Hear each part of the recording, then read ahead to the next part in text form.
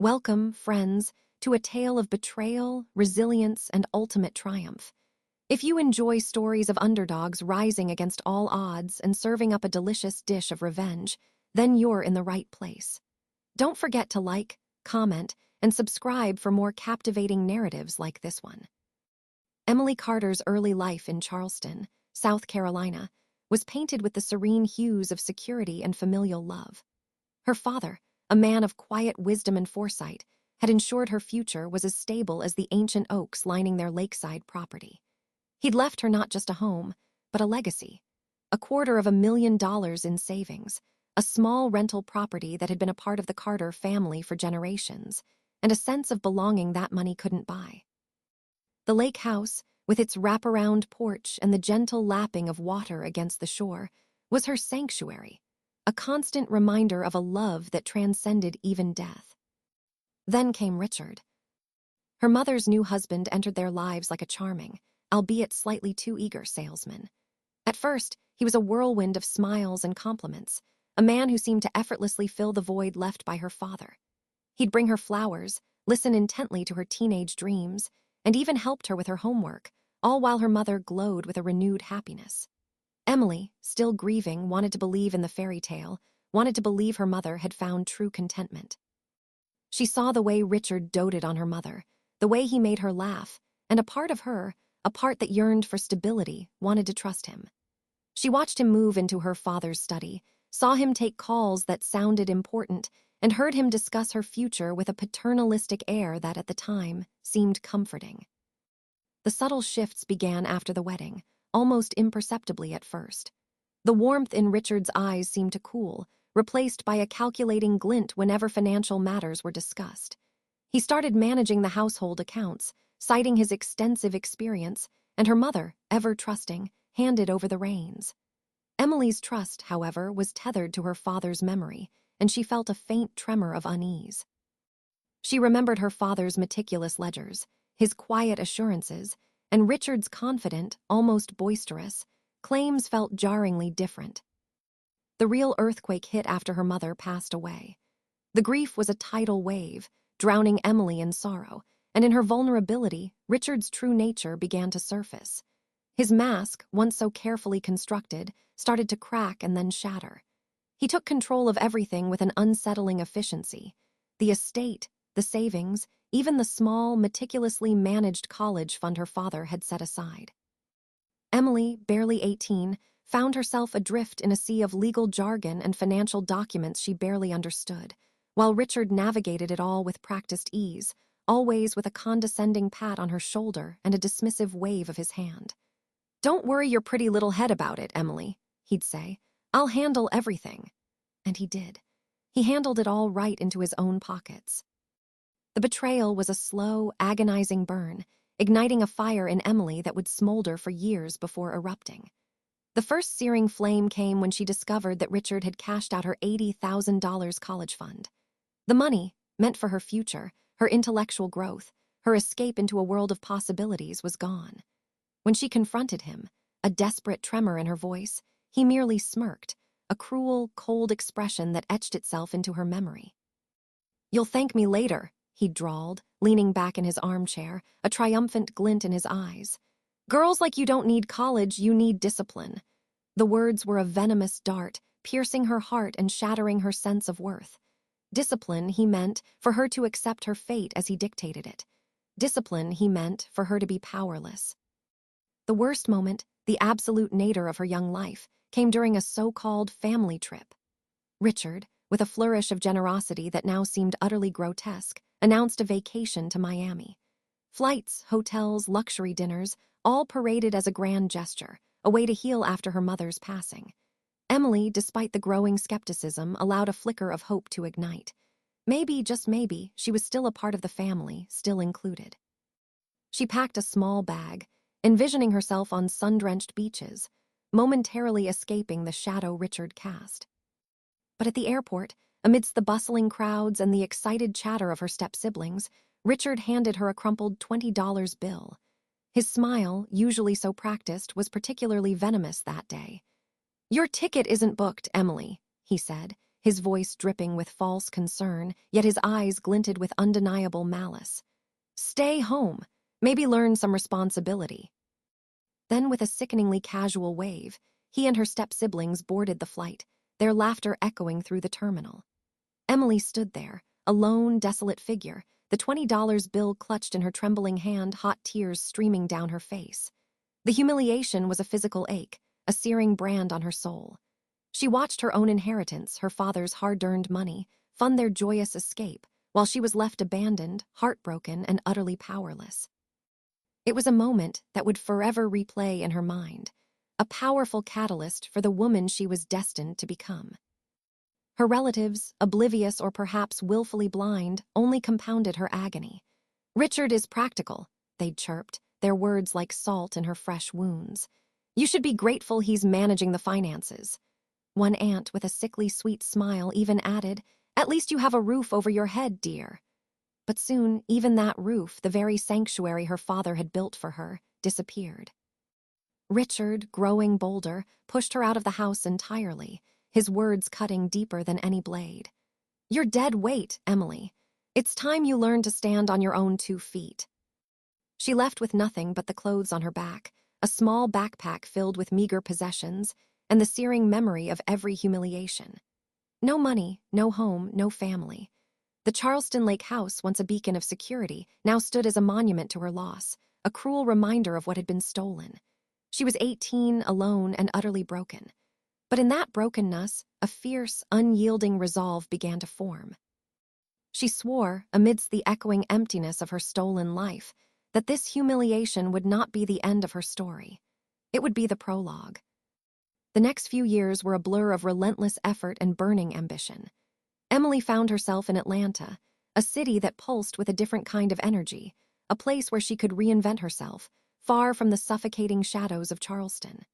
She hustled, taking on any job that would pay, pouring coffee, waiting tables, cleaning offices, each task a small stepping stone on her path. Nights were dedicated to classes at a local community college, where she devoured accounting textbooks with an intensity that surprised even herself. She wasn't just learning numbers. She was learning the language of power, the intricate web of finance that Richard had manipulated so expertly. She studied every trick he used, every loophole he exploited, dissecting his methods with a cold, analytical precision. Every dollar she earned, every cent was meticulously saved. She built her credit, slowly, painstakingly, understanding that financial independence was her only armor. She learned about mortgages, investments, property deeds, the very things Richard had weaponized against her. She lived frugally, sacrificing comforts, fueled by a single, unwavering goal, to reclaim what was hers and to make Richard pay. The memory of the $20 bill, the airport, the cruel smirk, these were her constant companions, her internal motivators, pushing her through exhaustion and despair. Within a decade, that small, bootstrapped real estate company she launched in a cramped, rented office grew into a multi-million-dollar empire. She bought dilapidated properties, revitalized them, and sold them for profit. She understood the market, understood people, and most importantly, she understood strategy. Her name, Emily Carter, once whispered with pity, was now spoken with respect, even awe, in the Atlanta real estate world. Her success wasn't just about money. It was about proving her worth, not to Richard, but to herself. It was about forging an identity that was impervious to theft and betrayal. Then came her revenge. It wasn't a sudden, impulsive act, but a meticulously planned campaign, executed with the same precision she applied to her business dealings. She hired the best investigators money could buy, their discreet inquiries spreading like tendrils into Richard's life. They pulled financial records, dissected bank statements, traced every transaction, every shell company, every hidden account. The evidence mounted, piece by agonizing piece, painting a damning portrait of fraud and manipulation. She discovered he had not only stolen her inheritance, but had falsified signatures, laundered money through a labyrinth of fake businesses, and siphoned over $300,000 of her rightful inheritance, far more than she had initially suspected.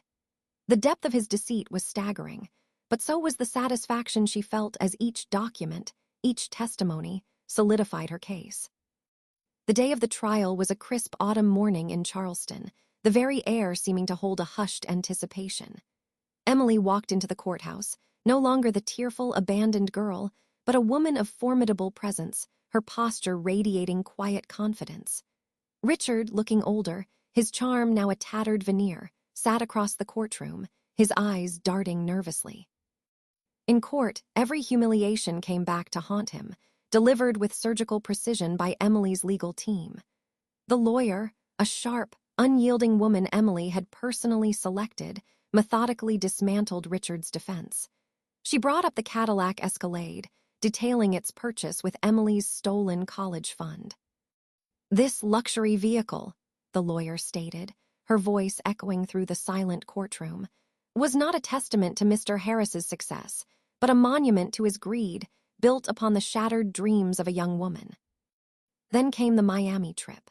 The lawyer played a recording, a secretly obtained voicemail from one of Richard's stepchildren, bragging about the lavish vacation. She then presented Emily's testimony, her voice steady, recounting the pain of being left at the airport, the $20 bill, the betrayal. The forced tears from Richard, the feigned outrage, all crumbled under the weight of the undeniable truth. The forged documents, presented with irrefutable forensic evidence, sealed his fate. The local news, sensing the drama and the delicious irony of justice, picked up the story, blasting headlines across the region. "Stepfather cheats daughter out of $300 K inheritance, now faces justice." The humiliation Richard had inflicted on Emily was now being publicly returned, magnified tenfold. The verdict was devastating for Richard. The judge, his voice stern and unwavering, invalidated all his fraudulent transfers, forced restitution of every penny stolen, and seized his remaining assets. Richard Harris, once a man of swagger and false promises, was now bankrupt, disgraced, and sentenced for fraud. His attempts to appeal were fruitless. Emily had built an ironclad case. She didn't just win, she obliterated him. Emily reclaimed her home, the beloved Charleston Lake house, now a symbol of her enduring spirit. She reclaimed her land, the very soil her ancestors had tilled. And she reclaimed financial compensation that far surpassed what he had stolen, a tangible testament to her resilience. The victory wasn't just monetary, it was a profound vindication, a healing balm for the wounds he had inflicted. It was the moment she truly felt free. But Emily didn't just take revenge. She built something greater, something transformative. She could have sold the lake house, liquidated her assets, and walked away, but that wasn't her way. The memories, both painful and precious, were inextricably linked to that place.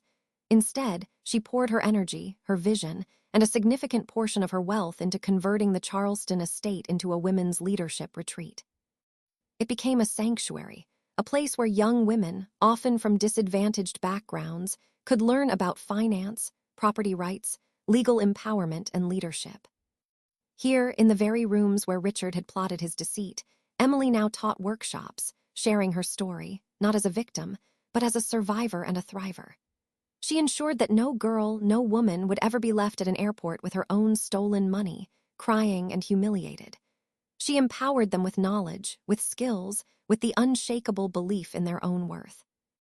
The laughter and learning that now filled the halls were a resounding refutation of Richard's cruel decree that girls like you don't need college, you need discipline. These girls needed knowledge, and Emily was there to provide it. Standing on the wraparound porch of her restored family home, the sun setting in a blaze of glory over the tranquil lake, Emily took a deep, cleansing breath. The air smelled of magnolias and cypress, a scent that finally felt like home again. She watched the ripples on the water, reflecting the last rays of sunlight, and a quiet smile touched her lips. The journey had been arduous, marked by pain and hardship, but it had led her here, to a place of peace, power, and purpose.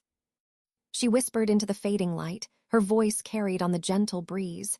"You left me behind once, Richard, but now I've left you behind forever." Her revenge wasn't just a moment of triumph, it was a legacy of empowerment. Thank you for joining us on Emily's incredible journey. If you enjoyed this story of resilience and empowerment, please hit that like button, subscribe to our channel for more inspiring tales, and leave a comment below sharing your thoughts on Emily's ultimate revenge. Your engagement helps us bring more stories like this to life.